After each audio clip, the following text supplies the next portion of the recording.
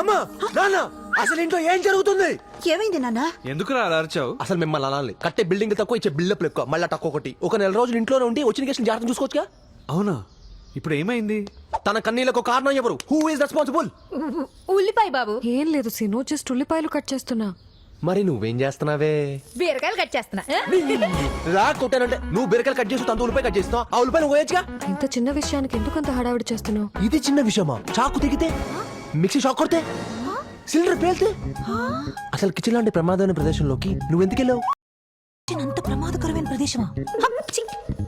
చూడు, ఇంకోసారి తన చేతిలో చాక్ కనపడితే అది నీ బాడీలో దిగుద్ది. ఈ హౌస్ కి నేనే బిగ్ బాస్. వస్తు నీ బిహేవియర్ బాగోపోతే నిన్ను ఇమీడియట్ గా ఎలిమినేట్ చేసేస్తా. ఆ తర్వాత నాని వచ్చినా, నాగార్జున చెప్పిన, ఎన్టీఆర్ ఇంటికి వచ్చినా నో వే. బాబు గారు, నిజంగానే ఆ హీరోలందరూ మన ఇంటికి వస్తారా? వస్తారే, చిరంజీవి గారు వస్తారు నీకోసం. వాణ్ణేం అడగలేం, నువ్వేం చెప్పట్లేదు.